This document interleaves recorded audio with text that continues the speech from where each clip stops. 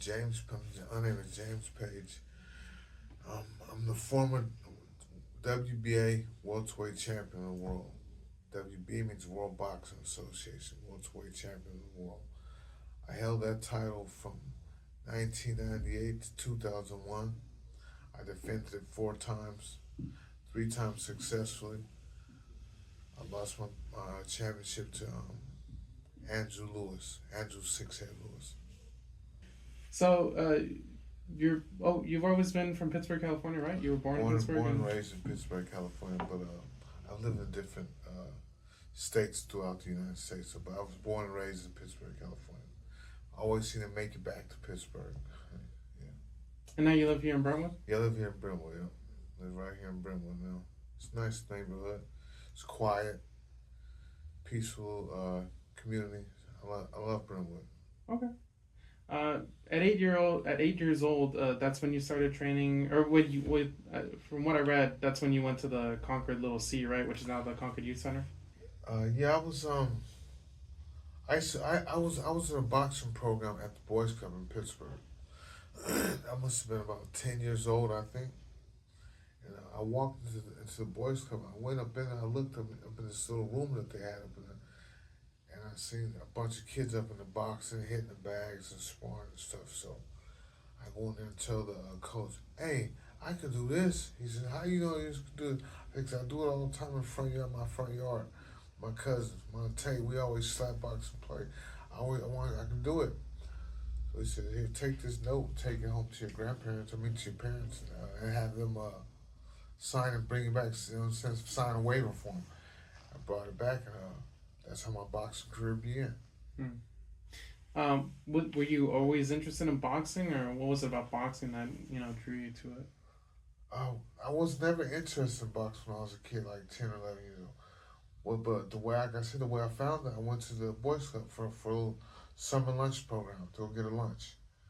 And like I said, I seen kids in their boxing, and I went over there and started hitting on the bags, and just fell in love with it from there.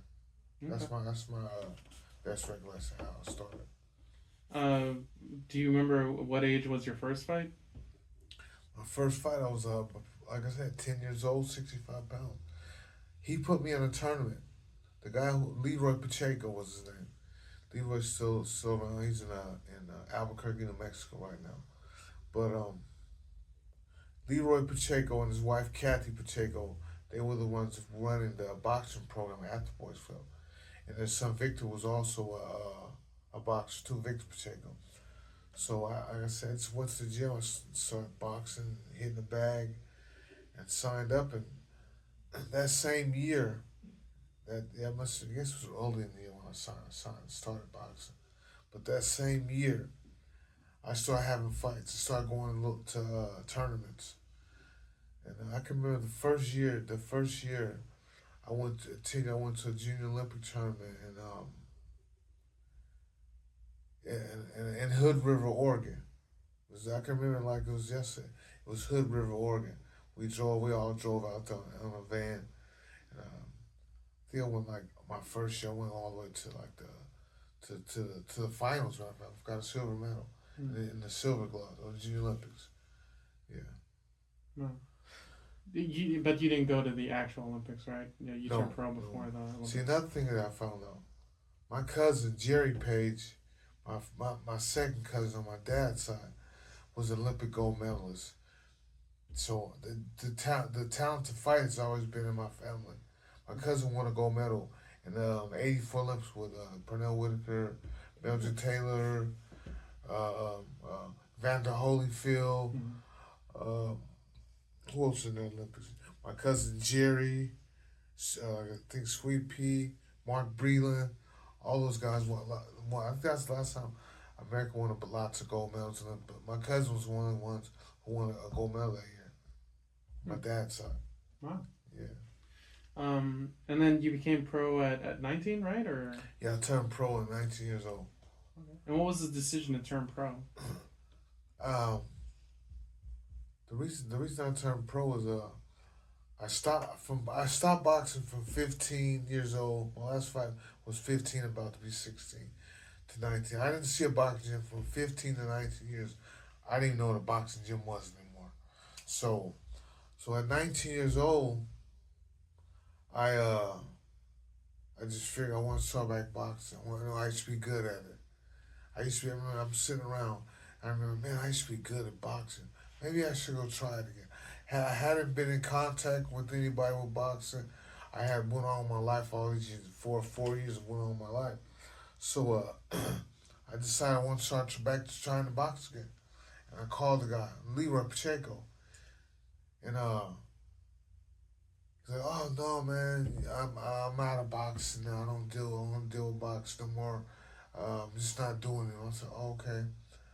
So I said, "How you doing?" He said, "Okay, how you doing?" He said, "Come by and see me still." So I go by there and see him, talking, and he says, "Well, you remember that gym over in Concord, the CYC, where you used to box at over there? Back we used to go there, cause I started in Pittsburgh at the Boys Club, but we used to always go to the CYC and work out, spar, tournaments, and that type of thing." So he said, "Yeah." So I said, "Yeah, I remember that gym." He said, "We'll go over there and talk to Terry Lee and his wife, because they still got the boxing gym going on in CYC in Concord." I said, "Okay." So I called Terry Lee up. He says, "Oh yeah, we're dealing with a pro professional now. Yeah, I remember you used to come over here with Leroy, and the Boys Club in Pittsburgh. You were a good fighter. Come on in."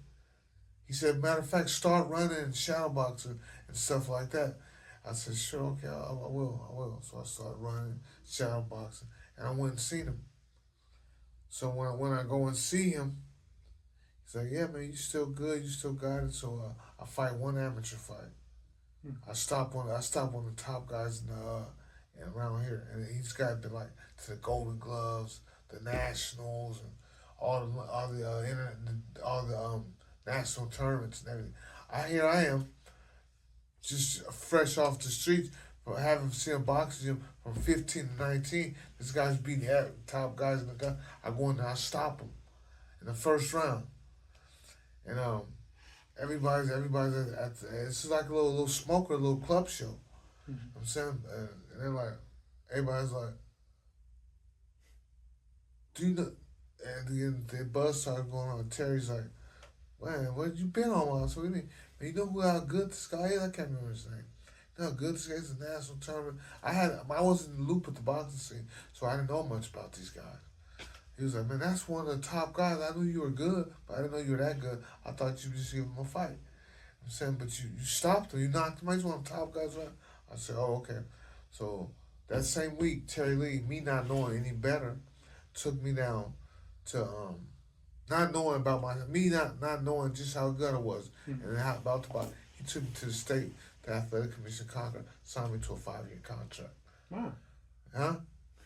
Yeah. So he said, "You said you want to turn pro, right?" I said, "He said, you ready to we're turning pro." No, I didn't know the pro game yet. Mm-hmm. I'm saying I didn't know I was not around into boxing. I mean, I was into other things in life when I got back in boxing. So he took me on to sign a contract and trained me up and got me going. You know what I mean? I'm knocking all these guys out. 7-0, 7 knockouts, my first 7 fights as a professional.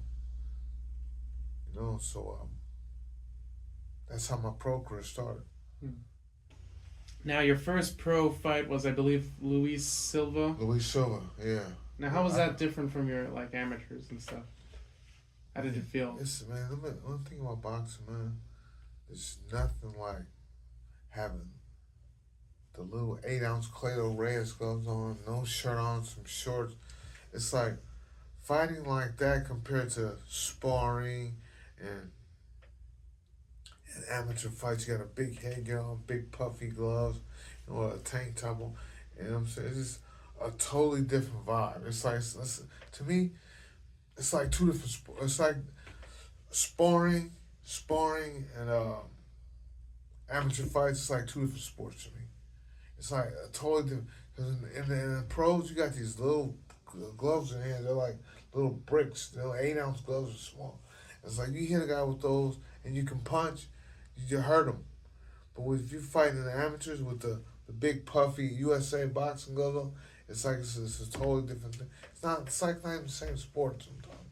I tell the guys that It's a difference between fighting with the 8-ounce gloves on and the 10-ounce gloves on. I mean, only the 10, 12 and amateurs. It's totally different. It's not a different sport to me. Yeah, to me.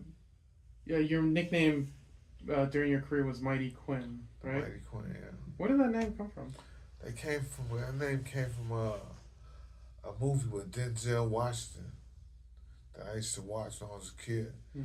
It said, yeah, come on, but then you ain't seen nothing like the Mighty Quinn. I don't know if you ever seen that movie. It's a movie with Denzel Washington up in it. He's like the Mighty Quinn. And I like the name, my middle name's Quindell. So I ran with it. Okay. Yeah. I was just wondering about that. Yeah. So then you went 7-0. Actually, you did I think it was like a first round knockout for your first fight, right? Yeah, it was. Yeah, first pro fight. First pro fight was a stop Luis Silva. I can't remember what round.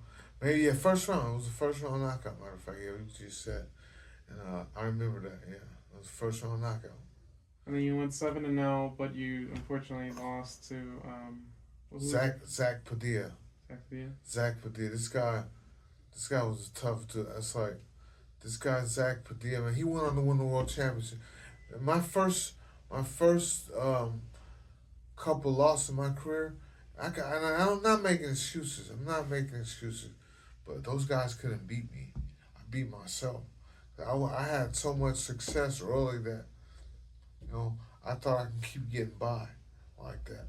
And when you start fighting other top guys, like Zach Padilla went on to win a world championship.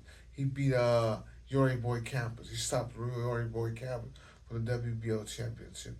So then my next, I think it may have been to Stevie Johnson, little Stevie Johnson. He went on to become a lightweight, 135-pound lightweight champion. So when you start, I was doing good, but when you start fighting these other elite world-class fighters, and it comes down to the difference between who's with the intangibles, who's doing the things that the people don't see that you have to do to win. You know what I mean? Like the hard training, the sacrifice of sleeping in the bedroom on the couch instead of sleeping with your wife. You know what I mean? All those little things make a difference in boxing. All those things make a difference. Sacrifice you have to make. And like I said, there's a lot of things early in my career that I didn't do right, and I was so talented that I got away with it. When you start fighting the other good fighters that can fight too, it comes down to who's doing everything right. Because you say like you got Crawford and Canelo coming up. Say if the only excuse that we would say right now if Crawford was beat Canelo, Canelo was beat Crawford or stop him. Oh, Crawford's a 140-pounder, came up all the way up to 168 pounds. That would be an excuse. That would be a lot reputable excuse. But if Crawford beats him, then it's the man. Crawford's a good boxer, which he is. He's a heck of a boxer. You know what I'm saying? So it's the little things that make the difference in fights. Who's on the sacrificing? Who's training hard? When you start fighting equal fighters, when you're both talented, you both fight, you're both world champions. It's all the little things, the intangibles, the things like people don't see. Like I told you before, but that was part of my problem. I didn't, man. When I was young in my career, every loss that I had, I could sit here and tell you that it was always something that I didn't do that the public didn't see. I may have not trained. You know what I mean? I didn't do what I was supposed to train right, not sparring right, running the streets with my friends. I mean, it's like to get to the fight, and this guy is a world champion class fighter too, and he's doing everything he's supposed to. And he wins wins it by a split decision, out-hustles me or beats me. Then I'm going, oh, man, if I would have just done this right, if I would have trained right for this, if I would have trained right for that. You know what I'm saying? It's a reputable excuse, though. Well, then you went on like a winning streak from those two losses.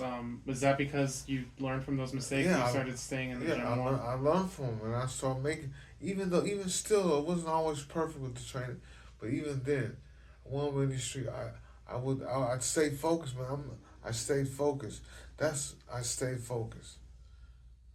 every time, I can sit and tell you every fight except the fight after I was out the ring for 12 when I lost to Andrews for 2 years. Andrew Six-Head Lewis. Andrew Six-Head Lewis fight. I was out the ring for 2 years. I still should have beat that guy because I sparred him before and kicked his butt. I mean, the only fight that I say that really should count in my mind is the one when I was off for 12 years and I fought the guy Rockman Yusufov down in Sacramento. Mm. That's the only loss in my career that I could say that I should have lost. So I was off 13 years, 42 years old, and came back. Before every loss that I had before that, those other losses, I shouldn't have lost those fights. Mm. Those dudes were not better than me. I just didn't do what I needed to do to make sure I was in right shape for those fights, and they won. I'll ask you more about that return fight in 2013 that you had, or 2012. But going back to your pro career when you were younger, there's one fighter that you always mention that I think you even said that Oscar De La Hoya ducked and you actually beat him. I can't remember his name. I saw one interview where you mentioned him that he was the toughest fight you ever had. Oh, Jose Luis Lopez. I didn't. I won that fight. Yeah, but you always say that that's the toughest fight you ever had. What was tough about him? This guy, Jose Luis Lopez, was from Durango, Mexico. This kid had, like I said, stopped Joey Boy Campos, who was known as a great puncher and a granite chin. He stopped Joey Boy Campos and won a world championship. And then, before they made the the Oscar De La Hoya and the Ike Corte fight, Ike Corte had to beat Lopez before that fight could happen. That was a mandatory contender, and he didn't win that fight. He on paper, he won that fight, but if you go back and look at that fight on video, no way De La Hoya, Corte won that fight. They needed to make that Corte De La Hoya fight. The guy was tough. He had a mean right hand. He could knock you out with it, and he dropped Corte like 2 or 3 times in the fight. And that's one of the tapes that I watched when I was doing the scouting him for to fight him. That was one of the tapes I watched, was him and Ike Corte. And I knew he could tell he was tough. I knew he could punch, and he ended up catching me with that right hand. But during the fight, I was so cocky and so arrogant and so confident in my ability that sometimes I would just drop my hands and let him hit me and really see where his power was at. And when I did that, he hit me and hurt me. Oh, he can punch, and they're complaining with this kid. So then when I tried to start jabbing, using my jab, using my power, it just made me understand, go ahead and get this win, get by this guy, and go on with your career.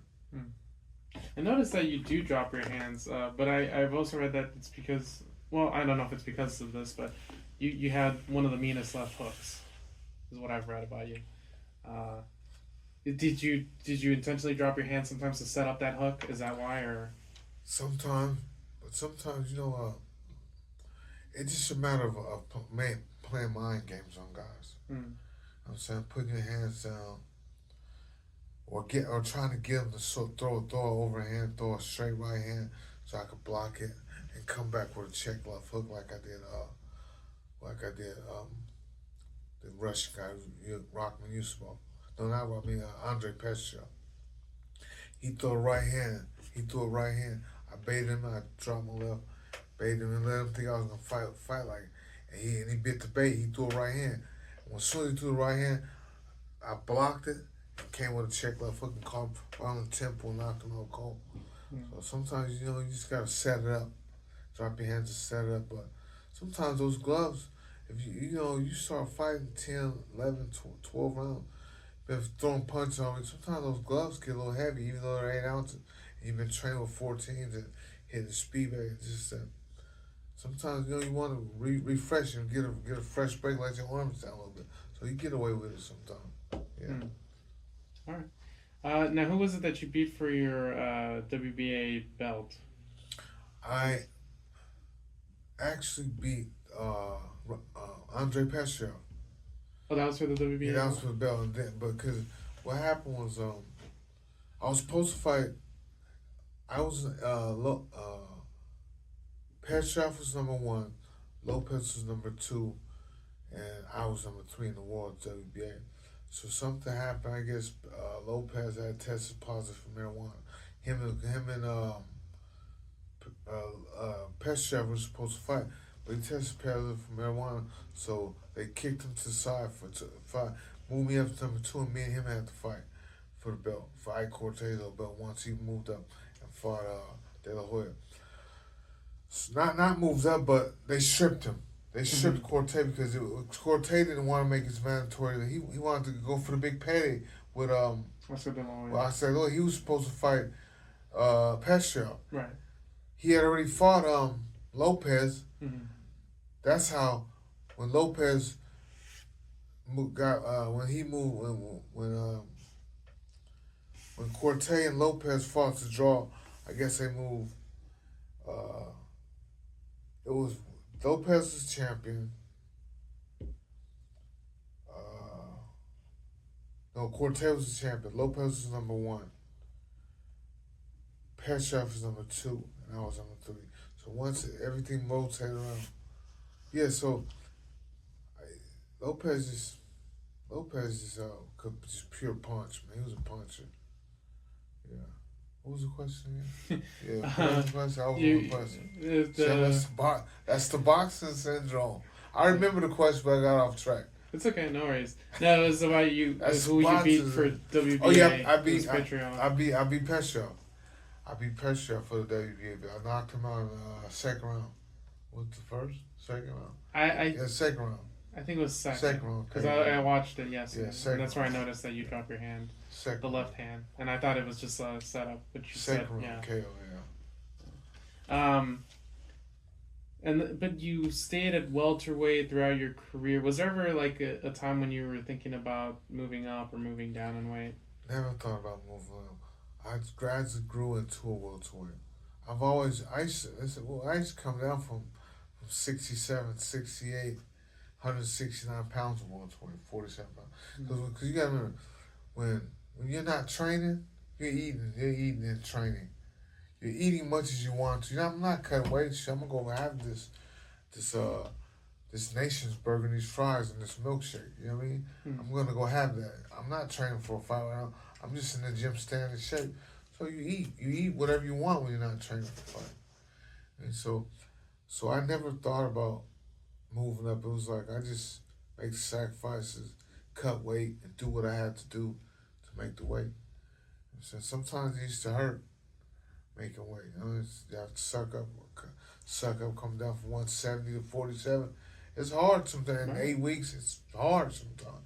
But you gotta work. You gotta work hard, take your vitamins, cut back on eating, and you go around hungry all day because you're having to train, and you having to train, and you can't eat what you want to. So this gets hard sometimes, yeah. Well, yeah. I mean, that's what happened to Roberto Duran. You know, second fight against. Yeah. But you also mentioned that you sparred with some of the greatest, Oscar De La Hoya being one. Yeah. There's a story about you going a little bit extra during the sparring. It wasn't extra. There wasn't no extra.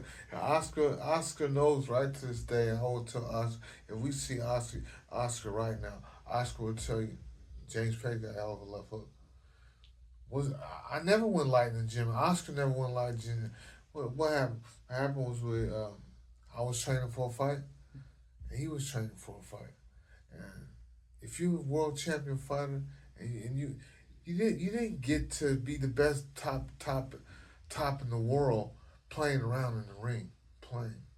I mean, so unless I really knew that I really got somebody, and there's no way this guy can compete with me, then I would work on things and don't move my head, jab, play with him a little bit. But if this guy, I'm dreaming to be a champion one day, and you already got the belt. I mean, what am I supposed to get in the ring and play with you? I'm gonna get in a test and see what I got against you. And Oscar, I don't know what he was thinking. I'm jab, and he threw a little funky right hand. I came over top, boom, and caught him and dropped him. In camp, he was hurt too. They kicked me out of camp. That's right, my right-handed guy, man. my right-handed guy. Oscar would, if you call Oscar and get an interview with Oscar, he'll tell you. Have you seen him? Ask him about him and you and James. When you and James Page sparred in Big Bear that time, what happened? Did he drop you? Might be saying, yeah, man, Page can punch. He'll tell you. And I went. What happened was I went. It was we had like an Airbnb. This is back in the day, like 96, 97. So they didn't have Airbnbs back then. We were all staying in a fighter house in Big Bear. Uh-huh. So and a bunch of guys so a lot of guys were sending houses from Mexico. So me being happy I dropped the Oscar in the gym. After see nobody we wouldn't have all been in the gym at the same time. So I went back to the fighter house and I walked in the house and set my bag down. I said, and new WBA champion of the world. And like, what you talking? I said, man, I just dropped Oscar. I just dropped Oscar ass in the gym. They said, yeah. I said, man, I'm telling you, I'm not lying. So a lot of guys were Spanish from Mexico. Mm-hmm. You know, they was riding with Oscar. Mm-hmm. So some were black, some were white. It was white guys. So they went back. The Mexican guys went back and I guess told Oscar about how I came back to the room talking about I dropped him in the gym. Right. So now I see where I'm at and I'm in there working on something. But now the day that I feel like I'm gonna work on something, Oscar comes out first round, bing, comes out going crazy like. I'm like, oh. So we sparred like 5 or 6 rounds. I was there. He got the best of me that day, cause he had to, he had to. I guess he felt. Cause Robert Alcazar probably told me, hey man, this guy Page dropped you. Man. You better tighten up. You better let him know who's the champ for real. So he came out the first round, just jumped on me, boom, threw me over. Oh, okay. So yeah. But right now, me and Oscar cool to right now say, I see, oh, yeah, what's up, Paige? You did after me that left hook. Yeah, you dropped me.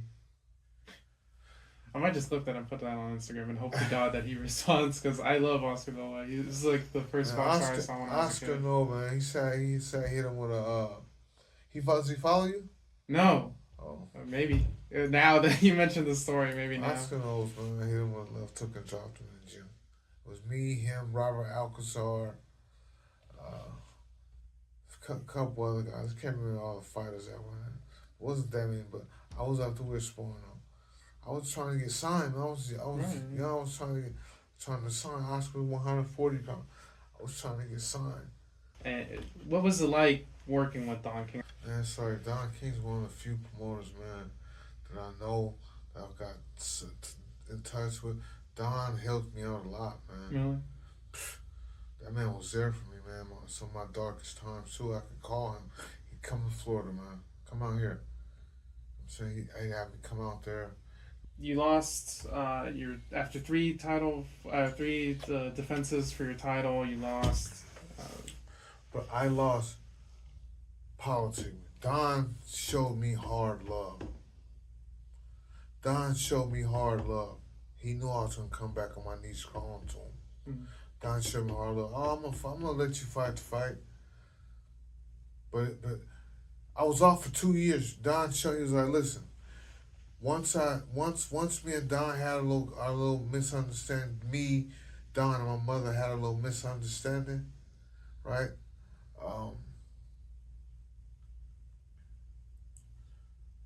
Don said, yeah, we'll fight the fight. I'm gonna let him defend the belt. I was off for 20 months, so you want to say 2 years? Mm-hmm. I was off for 2 years. Yeah, we'll let him defend the fight. Andrew Sixhead Lewis, rest in peace, he's dead now. He was fighting every 90 days, every 4 months. He had like 4 fights while I was off. Well, maybe 3 fights while I was off for 2 years, 20 months. He was sharp, in shape. I mean, time in there, everything that's supposed to be there. I've been off for 20 months. Running around, chasing girls, partying, drinking, not doing what I was supposed to, sacrificing. Doing what I was supposed to, and he beat me, 7th round TKO. Mm. I was off 20 months, he was in the gym still. I mean, Don knew, Don like, yeah, we'll fight. For it was a big lawsuit, litigation and stuff for the fight to happen. So the fight happened, the guy beat me. Sixhead stopped me in the 7th round. Everything I worked for my whole life went down the drain. Don was like, had to teach you a tough lesson. Didn't want to listen. Wanted to go against me. Now I got you beat. So you had that you had that loss, and then you stopped boxing for a while due to some. Man, I had the loss. See, this is where I will tell you all the stuff I was gonna. No, just cut it short. I Just lost. you I know. lost the belt and lost my mind at the same time. But then you came back in 2012. How old were you in 2012 when you took that fight? No, no, it was 20. It was 2012. It was 2012. From 2001 to 2012, right? Mm-hmm. Yeah, I was off for 11 years. It's 42. 2012, I was 42 years old.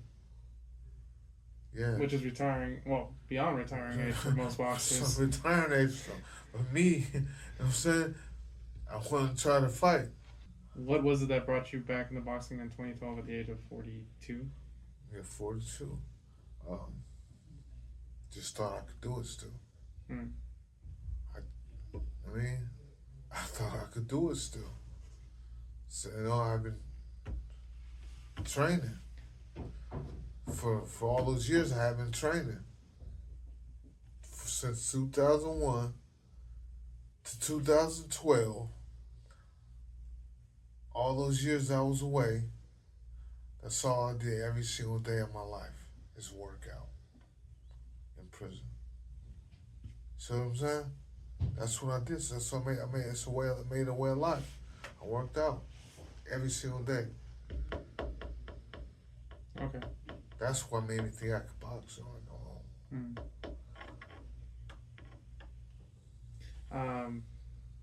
You unfortunately lost that, and then I imagine you retired after that. Yeah. But now going to the present, you was it Lions Den where you first started training boxers? Yeah. No. Yeah.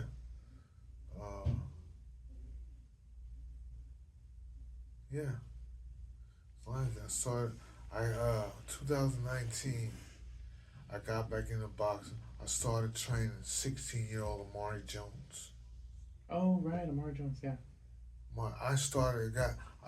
Now Amari was 16 years old now. Mm-hmm. I used to train Amari when he was a baby, a kid. You're the first Bay Area champ in modern man, boxing. Yeah, right? yeah. The last man to do it was 1892 Mm-hmm. champion James Corbett. From 1892 to 1998, nothing. I am coming along in 1892, 1992, 1992, 1992. That's 100 years. Yeah. 92 to 92. 98, so it's 106 years. Yeah, 106 years. It was a century, a whole century. Nobody from the Bay Area had ever. Come on, that's. And then itself, out of all the fighters, and from 1890 to 90, imagine all the fighters that came through. Well, boxing, the sport That's itself what, changed. that's what I'm saying. They came through boxing, sports boxing, all the fighters that came through. Mm-hmm. To dream to win a world championship one day, in 106 years. Can you imagine how many guys dream to become a world champion in the Bay Area in 106 years? Yeah. And here I come along, born, I never even know him, and here I am, 1998. I'm Plug Don King gives me a shot, boom, and I blast the guy out in 2 rounds, win a world championship. Dr. Ferdy Pacheco, you ever heard of him? He used to be like a big, and Dr. Ferdy Pacheco, Bobby Ches, you heard of Bobby Ches? I think so. All these guys. That's cool. Dr. Ferdy Pacheco, he was an older guy. He would be so old right now. He was around with Sugar Ray Leonard. Uh-huh. He said, man, after the fight, he was commentating the fight, right? And if you go look at the video of that fight when they're doing the interview, because Ferdy Pacheco told me, he said, man, what did Ferdy Pacheco say? He said, you remind me, that left hook reminds me of Sugar Ray Leonard, Sugar Ray Robinson. I said, come on, man. He said, I said, man, Sugar Ray Robinson. He says, I'm not going to lie to you. I don't have no reason. He said, man, that's Sugar Ray Robinson to me, man. That's what I remember. He was an old man. He was like 70 some years old back then. Mm-hmm. So it's what he told me. And that reminds me. He used to see Sugar Ray Robinson. That reminds me of Sugar Ray Robinson. And then Bobby Chess is talking about he said, man, I don't see, he said something about I don't see why De La Hoya I don't see De La Hoya or Trent wanting to get in with this guy after that knockout. And that's the truth, man. They never will fight me. They will never fight me. Oh, James who? Like they don't look like them. Like James who? They don't know who's that. That's how they treated me. Mm-hmm. I didn't have a big enough name. You know what I mean? Right. Like I didn't have the name to James who. Like nobody knows you. That's what they say. I'm the underdog. Nobody knew, man. But now, I mean, we have what was it? Why am I blanking on his name? Well, we have Devin Haney, who's the champion now. We have who was it that was right after you? Andre Ward. Andre Ward. Andre Ward. That's my man, Andre Ward. So I don't think those things are possible. I don't even know if Devin Haney's from Oakland. Okay, you say it's me. This is it. Andre Ward and Onito's on there. We're the only three from the Bay Area. They say Devin Haney's from Oakland. I don't know. I never knew he was from the Bay Area. There's only 3 champions from the Bay Area. Hmm. It's not like LA. LA got champions running around everywhere. You know what I'm saying? Right. It's hard to be a champion in the Bay Area, man. But the reason I mention them is because I feel like you sort of allowed for those guys to do it, where now it's more frequent Bay Area. And now we're starting to see, I mean, those 3 guys that I interviewed for the next generation of fighters. Oh, yeah. Gabriel Garcia, Barleo, and Kumar. Yeah. To me, they seem like the future of boxing. I feel like they're going to be champions. They could be. I don't know. And, I mean, that's 3 guys from the Bay Area, you know? Before, I don't think there was that big. I didn't start him, but I trained all of them. You say Kumar, I used to train Kumar. I've trained him. He was one of the first fighters I trained at the Lions Den. Mm-hmm. Kumar Prescott. One of the first ones I trained at Lions Den. I got video of me training Kumar Prescott. Mike Jones, I trained him at Lions Den. Gabriel Garcia, I trained all them dudes at Lions Den. Man, but things happen, man.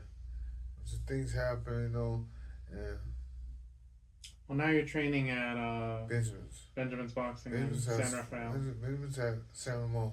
San Ramon, sorry. Benjamin's has good fighters also.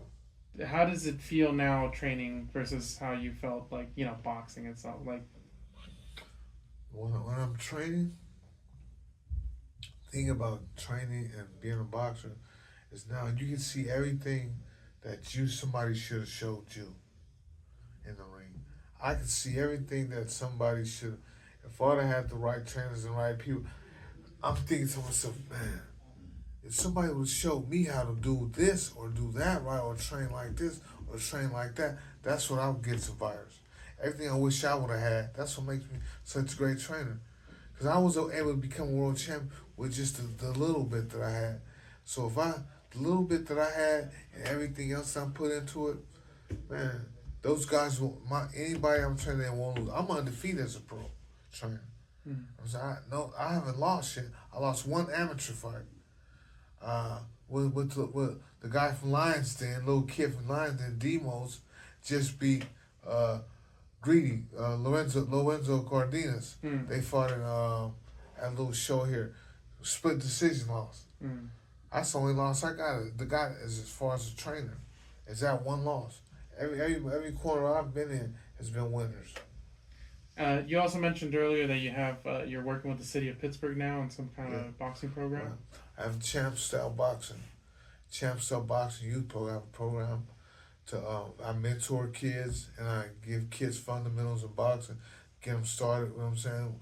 With every day, just sitting around the house boxing. If they want to take it seriously, they know they can come over to the Benjamin's Boxing and keep training. Got about 30 kids. This is a program I have, like I said, at the Marina Center, Pittsburgh Recreation. And got about 30 kids that I mentor. I put them in a room. Me, a fighter that I train, Robert Gutierrez, and my wife. And we mentor these kids and we talk to them. We give them worksheets and different things about dealing with different life problems and stuff that can happen, and about just navigating life growing up in Pittsburgh, and from junior elementary school, and we just give them tools, to be better people, you know what I'm saying, better students at school, better kids. And then we take them 1 hour of that mentor. Then we take them into the gym and show them the fundamentals of boxing. It's a cool little program that me and my wife started. How long has that been going on? We're about a month. We just Okay. The program just started. This is our 4th week coming up. Okay. So we've been doing this. It's called Champ Style Boxing. It's a program that I started with the city. I mean, it's a city program, only here in Pittsburgh. No other place in the Bay Area has that program. Champ Style Boxing. And did you reach out to them to start the program, or they reach out to you? I in mean, the city of Pittsburgh? my wife knew the people. My wife's sister is like the one who runs the recreation for Pittsburgh. Oh, I see. Okay. So she did just talked about it, and she talked and came up with a program. And where do these kids train? At your home, or is there like a gym in Pittsburgh? No, we have a gym. We train at the gym. I mean, as far as boxing, we have a gym that we order all kinds of boxing gloves and little bags and hand mitts. We just do it in the gym, and we do it at the gym right there in Pittsburgh Recreation Center. The goal is to eventually in the future open up a gym, Champ Style Boxing gym right here in Pittsburgh. I'm saying we'll work with Lions Den and all the other gyms around here, because all the gyms have to be connected somehow. So that's the ultimate goal, is turning this program into a gym. You know what I mean? And where it's not just a gym, it's like a center. It's a youth center where kids can come in there and do their homework, after school work, get mentorship. You know what I'm saying? We'll have little lunches for them, and after that they can use the boxing gym. If you want to continue your career or compete, you can do that too. Just like a Champ Style Youth Center though. That's my ultimate goal. Okay. Yeah. You also, I want to give you this time now to kind of address. You want to, obviously, a book written about. You'd like to do a biography or autobiography or something like that. Yeah. You'd like to get in touch with somebody who would write out your story. I mean, you've told a lot of stories here that unfortunately you have to cut down and stuff. Yeah. You know, just to keep people anticipated for the stories you have to tell. Is there a way to reach out to you if somebody is interested in doing a story about you? Yeah, you can, if you want to do a story, just hit me up on they can call you. I either get Brentwood Press, or you could you can DM me in my inbox, James JamesTheMightQuinn, James the Mighty Quinn at Instagram or at Facebook. DM me. Yeah. James the Mighty Quinn on James Instagram? the Mighty Quinn at Instagram. Okay. DM me, you know what I'm saying? If it's something serious, I'll probably contact you back. Yeah. Yeah. Okay. All right. All right. Well, Mr. Page, I appreciate you being here. Thank you so much. Appreciate you, man.